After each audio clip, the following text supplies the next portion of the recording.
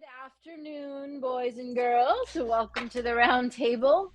We have my friend Liz with us today, and of course we have Karen, and Josh is not feeling well, so he is not joining us today. He is probably 85%. He's better than he was yesterday, but he's not quite ready to face the public, so we gave him the afternoon off. So we're going to talk about fear of other people's opinions. And apparently, just like FOMO was fear of missing out, there's now a new trend called FOPO, which is fear of other people's opinions or fear of others' opinions.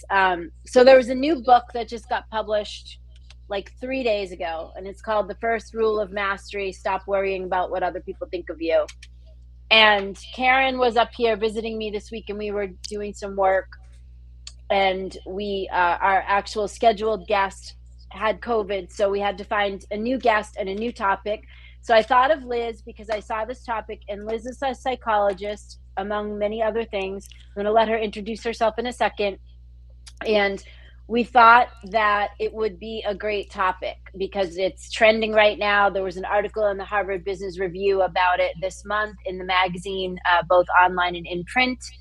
And it is talking about how you actually can get stopped in your career and in your life when you're worried about what other people think about you. So I think it's a topic that warrants digging into a little bit. So Liz, why don't you just give everybody a brief introduction? Yeah, I will. Thank you so much. Thank you, Noelle. Thank you, Karen, for having me today. It's really fun to be here. And this topic I think is so fascinating. So my name is Liz Disterhoft. I am an licensed psychotherapist in the Boston area. I've been doing, work with people for over a decade. And recent years, I've worked a lot with, people in leadership, CEOs, change makers, business owners. And this subject, when Noelle brought it to me the other day, I was like, this is great that we have a term for this, FOPO, because it's because it's something that literally everybody experiences. It doesn't matter where you are on the career trajectory, you're going to experience it. And being a CEO, being a leader, doesn't exempt you from FOPO, unfortunately. Right. Um, I'm hearing myself twice. Do you guys hear that echo of me? Maybe it's just me. Mm-mm. Okay, you don't hear it? All right, good.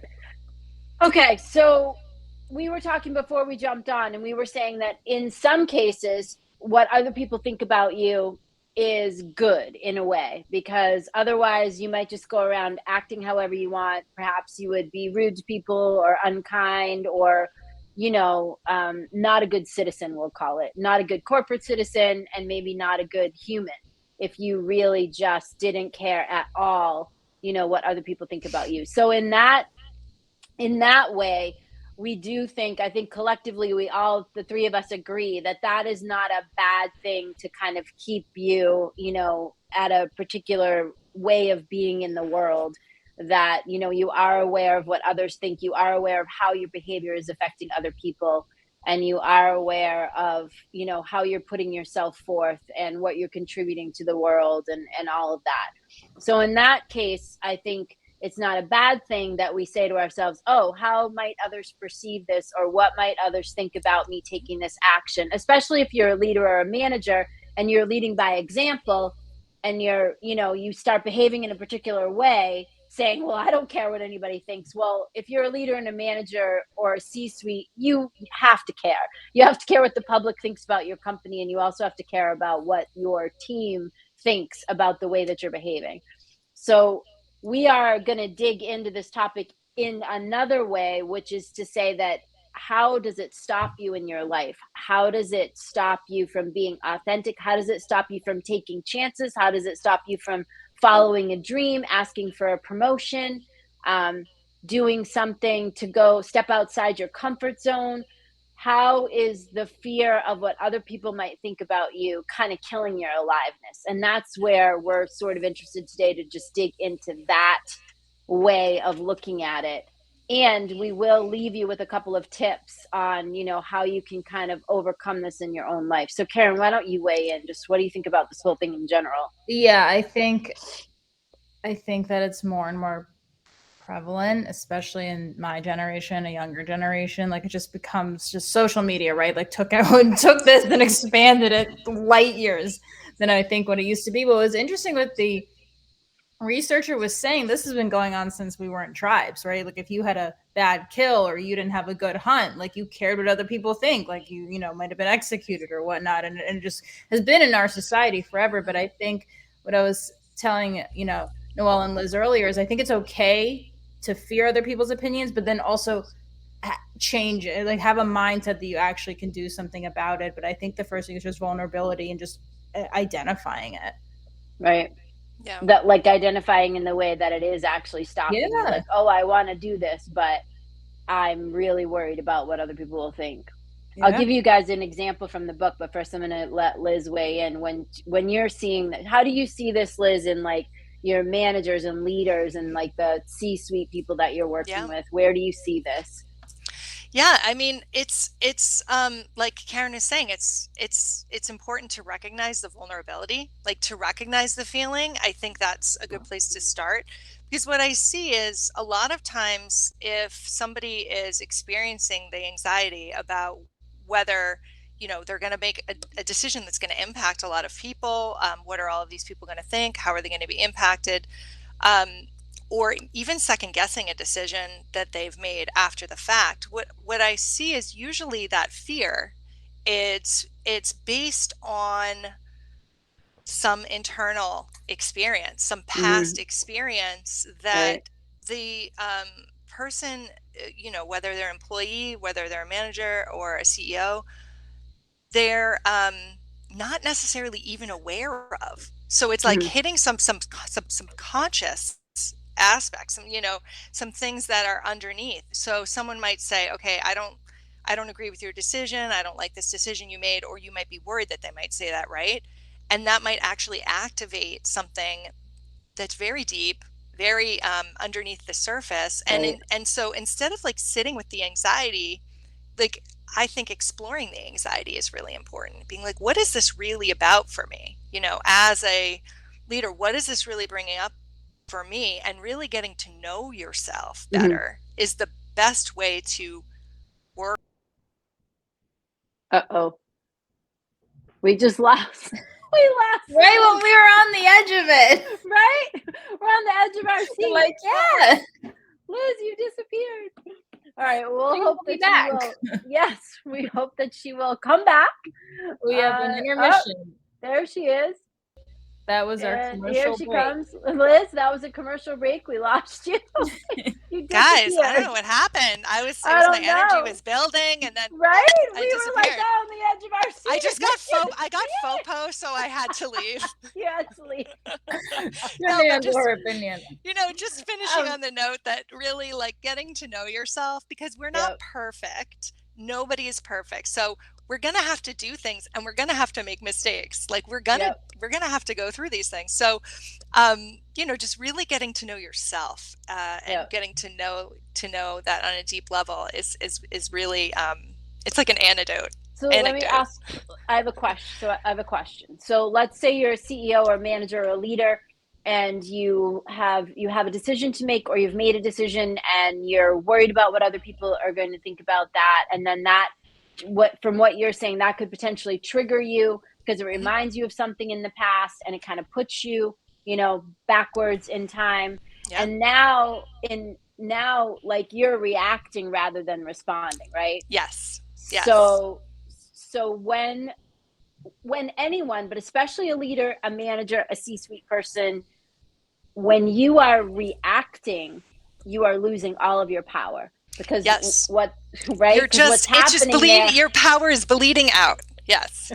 because what's happening there is you are an emotional ball of whatever, and you are at the point to which you are triggered and you go into Yeah. a reaction. You are now like you're gone. You're not Hmm. even dealing as a stable, peaceful person with the circumstances that are in front of you. No. You are like whoosh, You're you're just not even on. in your body anymore at Right. that Because point. you're You're just, not in your present, you're not in the present moment to make the correct decision, the right. aligned, authentic choice, right? Right. Yeah. Because you're a reaction. And as I always say, nothing good ever comes from being reactivated. So as a leader and a manager or a C-suite person, or even, a front person of a team, or even a team member, when you are a reaction, nothing is happening there. So when Liz is saying one of the best ways that you can kind of get ahead of this stuff is to really know yourself. And that's where our whole, we're always in the workplace, we're pushing personal development, like we're pushing personal development for everyone all the time, because Karen and I are taking this stand, like if you're not personally developing yourself, then you're not looking for the best version of yourself all the time. And no matter how high up the whatever you get, you still have to have some kind of personal development plan. And so, Liz, say something about that. So, like in the personal development plan, I would constantly be like checking myself at the door, like, oh, Mm-hmm. how come I feel this way? Or how come I Yeah. even care what that person thinks about Yeah. that? Or how Yes. come everyone's, opinion matters to me so Mm-hmm. much? Or like that. So, what do you see Yeah. in that whole? Yeah, I mean, I think, getting the right support is important. I think when you're at a level where you're making decisions almost by yourself, it can feel really hard and like really lonely sometimes. It's like, okay, who do I who do I go to for support? So I think we all have blind spots, Mm-hmm, and myself included, like no, like again, right? We're not really not meant to do this alone. We're not perfect. So getting support from the right people is important to be able to check in. I think that's a good thing to do in the beginning. You might not always need that, but whether that's a coach, a colleague, or somebody else at your level, like a peer that you can talk to about things that have gone through similar things that you've gone through, or facing similar types of decision making situations. And I think the support is important, and also being able to there's different ways, right? Like it's really an awareness building that you're right, doing. You're right, really building an awareness of, okay, when do I know I'm even triggered, if you want to call it that, or right. activated? When am I Active, when whatever. am I Yeah, reactive? Like, yeah, what do I feel? How do I know that this is real, or am I just like reacting rather than responding? And so building that awareness so that when you do know, hey, I'm reacting right now, to have the tools, whether you step away, you talk to your person, or you just really develop like a mind body awareness to bring yourself back in. Like, right, you're saying you lose your power when you're reactive. right, So right, so mind so there's mind body tools, there's empowerment tools, whether it's breathing, mindset work, heart centered work, whatever it is that kind of needs to be done at that time. But you're literally pulling your energy back in to right. yourself To so that you can maintain be there. control of yourself, Yeah. basically, because when you're a reaction, you're out of control. So this book gives the example of this woman, and most all of her life she trained to be on an Olympic team and go to the Olympics, and it just didn't happen. And then she becomes like a mom, and she has kids and all this, and then she gets a phone call, and they ask her to come and train to be on the Olympic team. And she like is really like, so she starts asking other people, and other people are like, oh, you'll never do it, you're too old, it'll never happen, you'll be judged as a bad mother, a bad wife, you'll leave your kids, blah blah blah. And the book goes on to say how she was smart enough and wise enough to like listen to everyone's opinion, and it didn't change the fact that this was something that was on her bucket list her whole life. It had never come to fruition. She felt like she was getting a second chance to do that, Mm-hmm. and she ended up jumping in and doing it, and she got a bronze medal at the Mm-hmm. Olympics, for being a part of the team that went on to the Olympics. And this gentleman, Michael Gervais, works with athletes, so there's a lot of examples in this book about how there was a particular athlete or whatever, and they had a shot, and then everybody told them, you can't do it, you're too small, you're too short, you're not fast enough, whatever. And I think in the workplace, this can also happen in like people that want to go for promotions, or they want to advance, their career, and they are having trouble believing in themselves, or they're too worried about what someone else will think. So let's talk about that for a minute in the scope of, like, let's say I'm an employee at a company and I want more for myself than the job that I currently have. And I'm really, friendly and ingrained in my, circumstance at the level that I am. And the opportunity for a promotion comes up, and I really want to go for that promotion.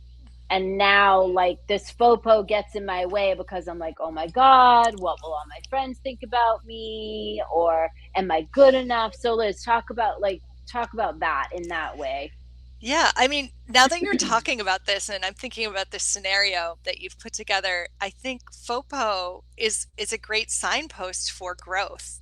Like when you Yep. start to notice the FOPO, that means you're scared of Yep. something. And Right. that means that it's important to you potentially. And that means that it might be a really incredible opportunity potentially. And so any growth that you go through, whether that's a promotion or asking for one or whatever it is, work, whether that's work or personal, right? Any growth, it brings change, and change is it can bring up a lot of fear, right? It brings up all Right. of that all of that stuff.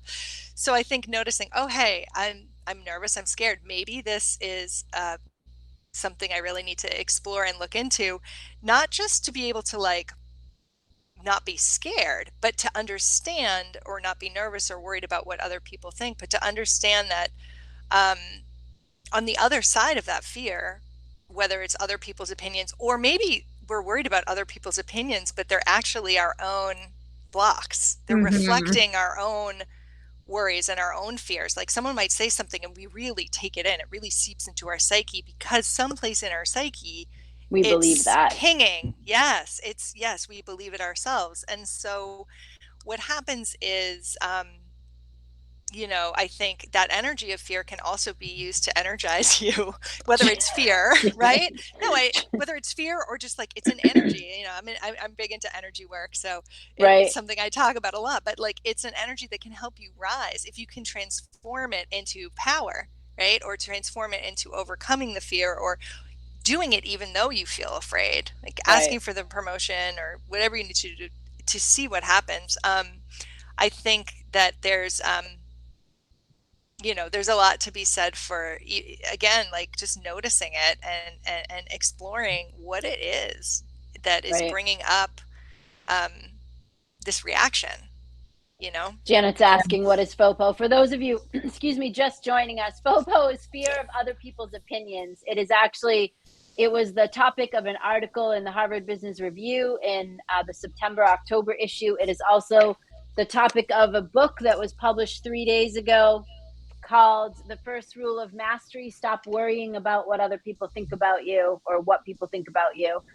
And Karen and I were looking for a topic, and we saw that article, and then we started kind of riffing off that. So we invited Liz. So that's how we got here today to this whole FOPO, because it's a new buzzword that's out there, and it's actually not new.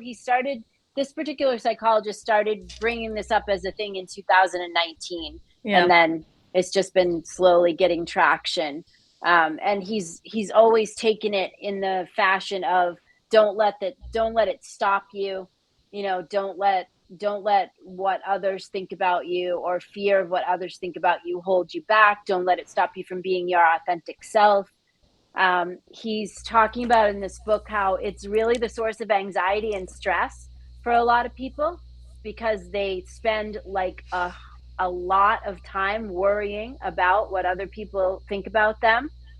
um, and I can see how that would be true. I can see how, some people could really suffer a sufficient amount of anxiety in their life, worried about what others think, how others will perceive them.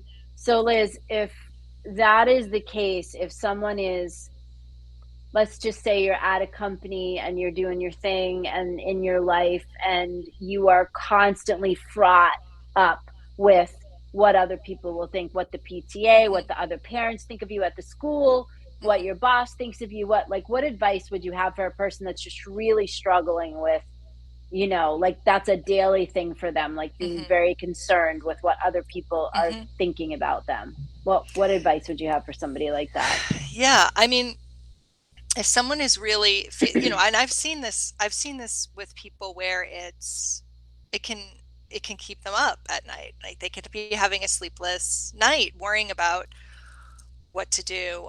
They could be even having physical symptoms like headache, migraines, stomach aches. I mean, anxiety it's a body experience, and it can really cause people to suffer.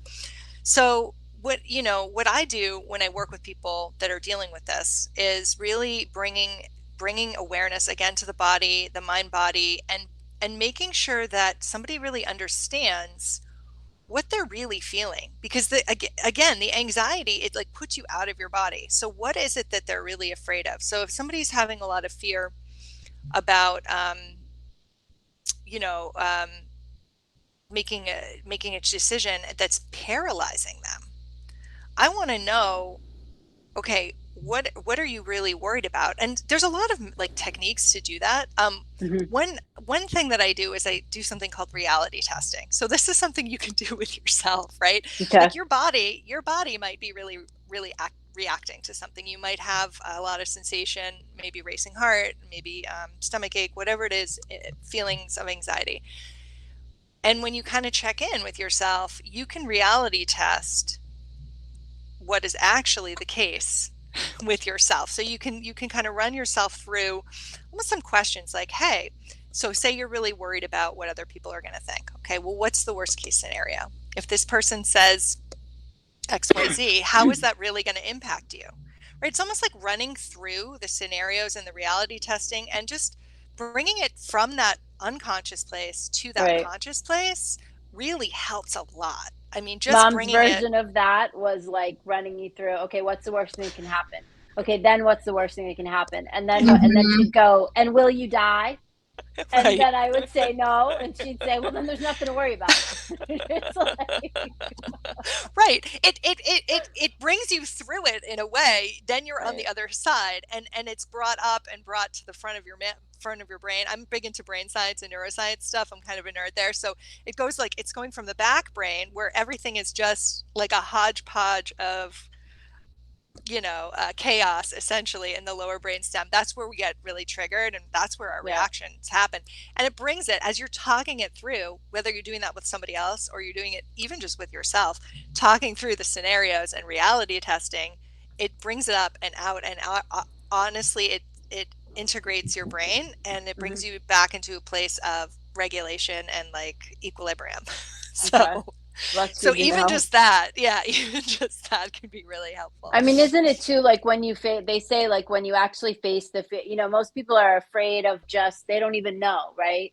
Yeah. It's like, Yeah. well, but then it's like they don't really language that into a okay, well, what does that look like? Well, then what could happen? Because when you do that whole exercise, like you're saying, it's like when was it David ran up to Goliath, right? Like it Mhm. wasn't it it fades away pretty much when Mhm. you face your fear head on, Yes. it pretty much dissipates or Yeah. Yeah. disappears. Yes. And so I think where this could really hold people back is when they let it, like, if there's an advancement that they want to make in their life or their career or something that they want to do, say they want to go on a trip or they want to learn a new language or they want to ask for a promotion or whatever. And then they're so worried that it just keeps them, or they want to ask somebody for a date or they want to get out of a relationship, right? That can be Yeah. true too. Like, this is the thing, you guys, that can keep you stuck also. It can keep you from advancing, but it can also keep you stuck in stuff that doesn't work because you're so busy worrying about what people might think of you if you left that job Mhm. that you don't like, or if you told your boss that it doesn't work for you the way that that person is behaving toward you, or if you told the person that you live with that it's no longer working or whatever, right? A lot of us, I feel like a lot of people don't do starts and delay stops Yeah. because they're worried about what other people think. Yeah. Karen, what are you? You're kind of in the middle of our generations here. What do you think about all this? I think of my younger self when I was scared to ask for the raise or scared to go for the promotion or scared to do the interview that was like above what I was doing. And when you and it talks and he talks about this, right? If you are an identity that is based on performance, well, guess what? You're never going to feel fulfilled. You're never going to feel I'm good enough because it's all based on your performance, and most people are their biggest critics. Mm-hmm. And he says if you're based on purpose, which I've recently really realized, okay, if my purpose, I know I'm good enough, I've done the work, I do the best I can. So when your identity is that, it changes a lot. So that's where I think a lot of is leaning into what is your purpose. And it doesn't have Yep. to be some extravagant thing. It can be like, my purpose is to feel joy. My purpose is I get joy when I help people. Okay, if that's the case, I've done that in my career. I've done that so far. So the confidence is going to be totally different when you go for the role or the job or the promotion or whatever that looks like. If it's based on performance, it's never going to be that. Right. It's a good point. What advice would you give to, let's just say someone has watched the show, they're like, oh, wow, this is true for me, this is present for me. Maybe it's present for you a lot more than you thought it was. And now you're kind of thinking to yourself, wow, how much do I actually, hold myself back from being authentic or really telling people how I feel or really living the life that I want to live because I'm so worried about what other people will think about me. Liz, what is a couple of tips that you know, could just give people to just start looking, like you said, once you, first thing is to get conscious of it. Like, Yep. so what would you advise people to do? Yeah. I mean, I think you want to ask yourself, we're thinking this is your life. This is your life. This is your chance. It's your opportunity. And, you really want to be able to lead yourself. And so I think it's like you can ask your questions when you can ask yourself, like, am I leading myself? Am I leading myself? Am I a leader? Just starting with myself. If I'm giving my power to all of these other people's opinions, like Karen's example of the woman who did the bronze medal, even though she was a mom, even though she got slack from her community about it. Like I found that so beautiful because I think when you're somebody who really leads yourself, it's not an easy path, right? Not everybody's going to agree with what you're doing, and mostly people are projecting their own stuff onto you Yeah. anyway. So I mean, and I'm not saying you're not accountable for things or that you don't have Right. impact, right? You do have to be aware of those things. It's a balance, like you were saying, Noelle. But how can I lead myself? I think I just love that. asking yourself, how can I lead myself just today, in this moment? What can I do? How can I come back to myself and how can I lead myself? I mean, just keeping it really simple. I love that. I love that a lot, actually. I often think that one of the taglines we've used in my career is revealing leaders. And I feel like a lot of people don't recognize that they, like you said, you're the leader of your life. Hello.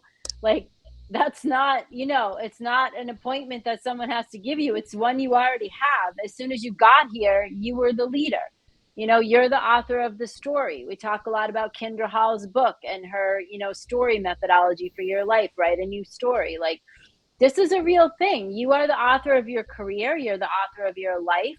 You're the author of your story. You are thereby then the leader. So I love Liz's thought. Like, how can you lead yourself in this moment? Like, when you're afraid of something or you feel caught up or you're stuck, how can I lead myself out of this right now in this moment? How can I lead myself out? I just, that's a great way to look at it. I love that. Karen, what say you? Oh my goodness. Well, at my on my desk, I have a sticky note that says respond, don't react. And I think it also leads true to this. If you're Right. really listening what we're talking about. And I wish I could tell my younger self, like, just do it, just go for it. Like, I think that's where it comes in, is like tuning into yourself, your confidence, and your personal growth will lead into your professional growth. And I love that society's going in that direction. It did Yeah. never used to be the case. So Yeah. that's important. Yeah. And yeah, Liz and I, we were actually all before we got on here talking about how, working with teams as businesses have to build and companies have to build teams, all of these things that were never, it used to be in the old days, you had a boss, a leader, they told you what to do and you just did it. And it's because they said so. And it's too bad if you don't like it and nobody wants to hear about your feelings and just like, just do what I told you. And that is not how it is anymore. So for the companies and the leadership that is still stuck in that old, format of a mindset of, top down, it doesn't work anymore. And as more of the younger generation infiltrates the workforce, it is going to work less and less. And then as the component of AI gets fed in, and really understanding that AI is actually a great tool, and you can mix humanity with AI, and then you get new things. And so it's like everything is changing. I mean, everything was always changing, but now more than ever, like the scope of work is changing, right? The pandemic changed the landscape because people realized they could work from home, they could have a say in their life, they could say if they didn't want to do something, and life went on, workplaces went on, things went on. And so now, like, a lot of workforces are empowered because they saw they could work from home. So now when the leadership is telling them they must come back to work, they're kind of saying, like, why do I need to do that? Everything functioned just fine when I couldn't come to work. So it's, as leadership and company management and all that, you are going to have to be much more malleable than you used to be. You're going to have to be much more willing to be agile and keep changing yourself. And you'll see us, that's why part of the reason staff agency is here, because we want to work with teams. We want to work with leadership that wants to transform their teams.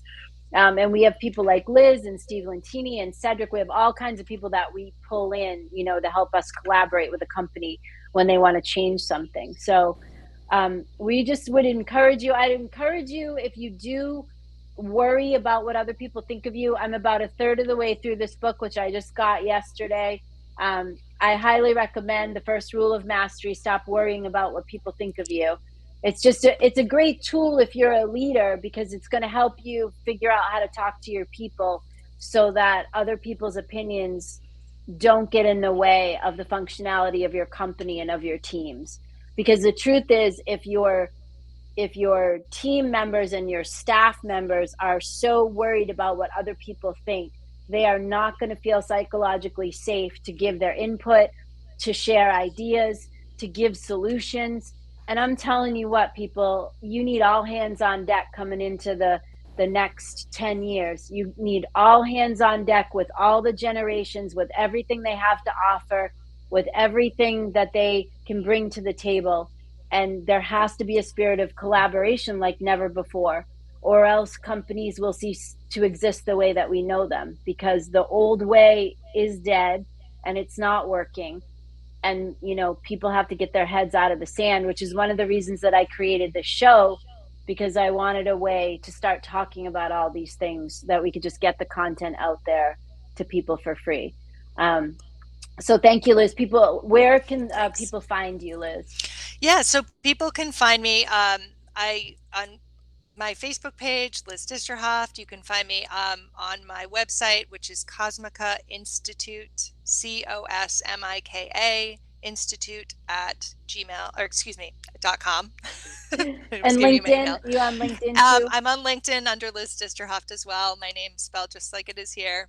Perfect. And yeah, I think this is a great show. So thank you so much for inviting me. It was really fun to be here today and to talk about this subject, which is so universal. So thank you so Yeah, for much. sure. And I'm sure we'll have you back as we think of more things to talk about along these lines, because I think we can't say enough about how the scope of work is changing, and how leadership and management and leaders, we want to keep empowering all of those folks to be able, so that they can help the workforces and the staffs and the teams that they have. We want to keep people really thinking about personal development plans and how to just keep being better versions of themselves as leaders and company owners and entrepreneurs and all of that. Janet, the name of the book is The First Rule of Mastery. And it has a subtitle, but if you just look it up on Amazon as The First Rule of Mastery, it'll come right up. It was published a couple of days ago.